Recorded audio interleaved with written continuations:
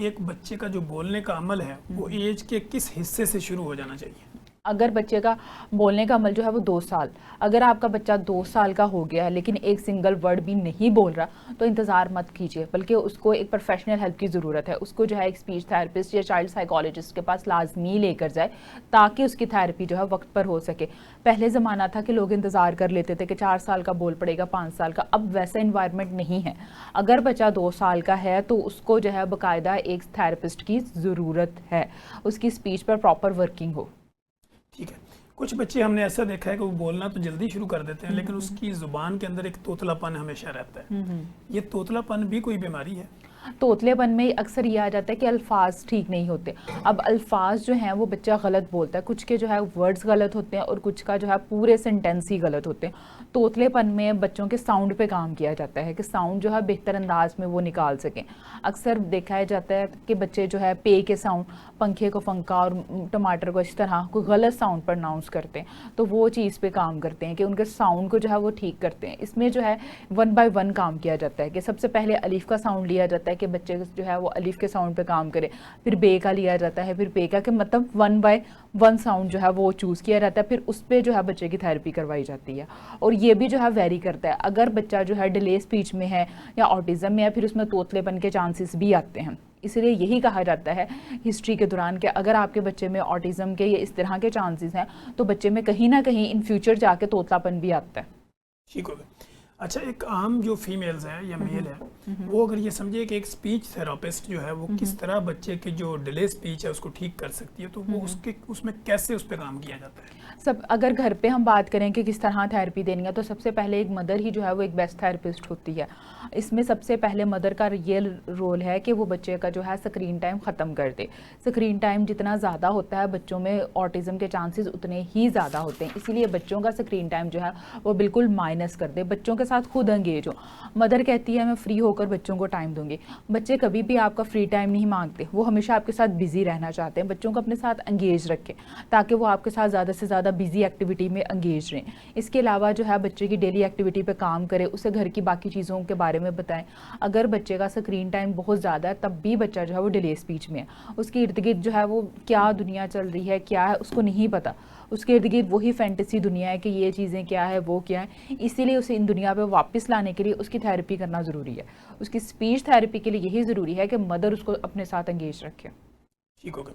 अच्छा डॉक्टर साहब, जैसे हम ये कहते हैं कि what is the relationship between chronic disease and mental health, अगर हम इसका आपस में लिंक तलाश करें तो कैसे करें? अच्छा, मेंटल हेल्थ जो है वो हमारी क्रॉनिक डिसीज़ पे बहुत ज़्यादा करती है, इंपॉर्टेंट है।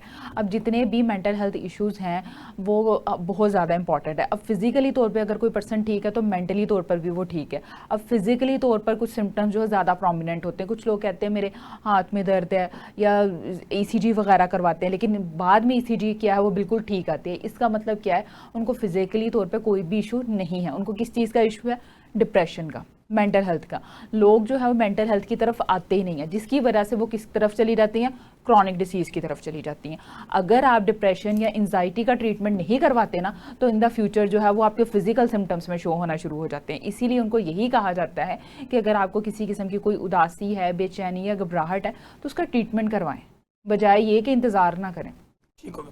जैसे ये कहा जाता है कि who do chronic illness increase the risk of anxiety and depression. अगर कोई पुरानी बीमारी है तो क्या वो एंजाइटी और डिप्रेशन को दोनों को उभार सकती है या दोनों को आपस में एक क्रॉनिक भी कर सकती है, यानी ये ज़्यादा खतरनाक भी हो सकती है? अगर कोई पुरानी बीमारी है तो जैसे कि काफ़ी ज़्यादा पुरानी बीमारी किस तरह चलती है, शुगर है या किसी को टेम्परेचर है, बुखार ही है कि बुखार ही नहीं किसी को उतरा, तो एट दी एंड जो है उसका जो है डिप्रेशन से लिंक हो जाता है कि पर्सन इतना ज़्यादा उदास हो जाता है कि मुझे ही क्यों बुखार हो रहा है, मेरे साथ ही क्यों है, कि आपकी मेंटल हेल्थ उससे ज़्यादा ख़राब हो जाती है। इसीलिए इसको अर्ली स्टेज पे ही कहा जाता है कि अगर आपके मूड में कोई तब्दीली आ रही है या अगर आपका लाइफस्टाइल ठीक नहीं है तो अपने लाइफस्टाइल को बदलो, क्योंकि जितने भी ये क्रॉनिक डिसीज़ है ना इसका एट दी एंड जो अगर मेजर कॉजेज़ में देखें तो डिप्रेशन और मेंटल हेल्थ ही जो है उसके रूट कॉज में आता है। इसीलिए रूट कॉजेज़ पे अगर काम किया जाए तो यही कहा जाता है कि आपने अपनी मेंटल हेल्थ को बेहतर करना है। वार्निंग साइन ऑफ एंजाइटी की अगर हम बात करें तो ये क्या ऐसी अलामतें होती है जो बंदे को पता चलना शुरू हो जाए कि मुझे एंजाइटी हो रही है?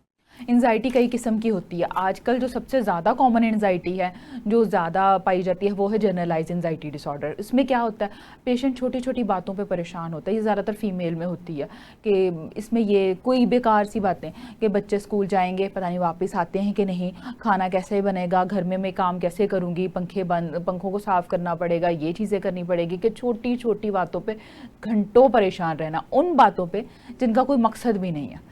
ये जो है एंजाइटी के मतलब जनरलाइज एंजाइटी है। इसकी वजह से क्या होता है, इंसान अपने दिन भर की जो है वो ओवर थिंकिंग में अपने आप को थका देता है। जब वो ओवर थिंकिंग में उसका दिमाग थक जाता है तो बाकी कामों के लिए उसके पास जो है वो उतनी एफर्ट नहीं होती, और क्या होता है एट द एंड जो है उसको डिप्रेशन, एंजाइटी, और बाद में उसकी फिजिकल हेल्थ ख़राब होना शुरू हो जाती है। उसको प्री डायबिटिक जो है वो डायग्नोस होता है, उसका मैदा ख़राब होता है। बहुत से आते हैं पेशेंट्स, वो ये कहते हैं मैदे का मसला है। इसका मतलब ये है कि उन्होंने पिछले 6 मंथ से काफ़ी ज़्यादा स्ट्रेस लिया और सोचा ही मैदे गए।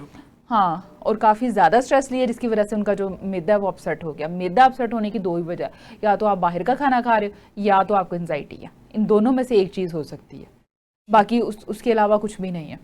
अच्छा, साइकोलॉजिकल जो स्ट्रेस होता है इसका हमारे इम्यून सिस्टम के ऊपर भी कोई फ़र्क पड़ता है? बिल्कुल पड़ता है। हमारे इम्यून सिस्टम को बिल्कुल तबाह कर देता है। हमारा इम्यून सिस्टम वीक हो जाता है। अगर आप लॉन्ग टाइम से कोई स्ट्रेस ले रहे हो, कोई साइकोलॉजिकल इशू चल रहा है, तो आपका इम्यून सिस्टम जो है वो आहिस्ता आहिस्ता वीक होना शुरू हो जाता है। आपको पता है, जब हम किसी स्ट्रेसफुल पीरियड में होते हैं तो हमारी ब्रीथिंग पावर जो है वो स्लो हो जाती है ऑटोमेटिकली। तो जब वो स्लो हो जाती है तो दिमाग को सिग्नल भी लेट जाते हैं। अक्सर आपने देखा होगा कि एक पर्सन है, वो बाहर ठीक गया लेकिन अचानक से उसको हार्ट अटैक आ गया। तो वो अचानक से नहीं आया, मतलब वो काफ़ी टाइम से स्ट्रेस में रहा है, जिसकी वजह से उसकी जो है ब्रेन में वो ब्लड की क्लॉटेज या कुछ तरह हुआ, जिसकी वजह से उसको अचानक से हार्ट अटैक आ गया। इसीलिए यही कहा जाता है कि अगर आपको कोई ना किसी भी किस्म का कोई मसला है, कुछ भी है, तो उसको जो है वो आपने सीरियस लेना है। ठीक होगा। अचानक से मरीज हमारे पास आते हैं और अचानक से जो है वो उनको शुगर या ब्लड प्रेशर डायग्नोज हो जाता है। इस अचानक वाली बीमारी का जो डिप्रेशन होता है उसको कम कैसे किया जाए? अचानक से तो कुछ भी नहीं होता। अब जैसे कि पेशेंट आते हैं, उनसे पूछा जाए आपको क्या है, कब से है, तो वो यही कहेंगे पिछले 6 माह से, पिछले 2 साल से। पिछले 2 साल से हैं और आप 2 साल के बाद अब आ रहे हो, ऐसे ही है ना, 2 साल के बाद आपको अब आ रहे हो। लोग जो हैं वो यहाँ पे कॉन्सेप्ट ही नहीं है कि हर 6 माह बाद टेस्ट करवाया जाए। कोई भी नहीं करवाता, बेशक कोई कितना भी रिच हो, कोई कितना भी अफोर्डेबल हो, कोई भी अपना इतना नहीं रखता कि हर 3 मंथ्स बाद या 6 मंथ बाद एटलीस्ट टेस्ट करवाया जाए। जब वो डॉक्टर के पास जाते हैं विजिट करने के लिए, तो डॉक्टर उनको कोई टेस्ट वगैरह लिख के देते हैं, फिर जी उनको प्री डायबिटिक निकल आई है 3 मंथ्स के टेस्ट में, या उनका जो है इस तरह के कोई इश्यूज़ हैं कोलेस्ट्रॉल वगैरह के। क्यों? क्योंकि उनको पहले ही था। लेकिन जब वो डॉक्टर से विजिट करते हैं फिर उनको पता लगता है उनको तो ये डिसीज़ थी। यहाँ पे बाकायदा एक सिस्टम होना चाहिए कि एवरी पर्सन, बेशक वो ठीक है, बेशक उसको कोई बीमारी है, 6 मंथ के बाद लाजमी टेस्ट करवाए जाए, ताकि उसको पता लगे उसकी फ़िज़िकल हेल्थ कैसी है। और फिर जहाँ हम अपनी फ़िज़िकल हेल्थ का इतना ख्याल रखते हैं, वहाँ हमारी मेंटल हेल्थ उससे भी ज़्यादा इंपॉर्टेंट है। अब किसी पर्सन को फ़ौरन पता लग गया कि भाई उसको तो दिल का मसला है, स्टंट डलने हैं, तो एकदम से क्या होता है, वो पैनिक सिचुएशन में चला जाता है कि क्या होगा। फिर उसको डॉक्टर इसीलिए रिलैक्स करते हैं कि कुछ उसी वक्त कोई मेडिसिन वगैरह दे के रिलैक्सेशंस की, कि ताकि इसका माइंड जो है वो रिलैक्स रहे, ये जो है थोड़ा पीसफुल इन्वायरमेंट में जाए, ताकि इसका नेक्स्ट प्रोसेस स्टार्ट किया जाए।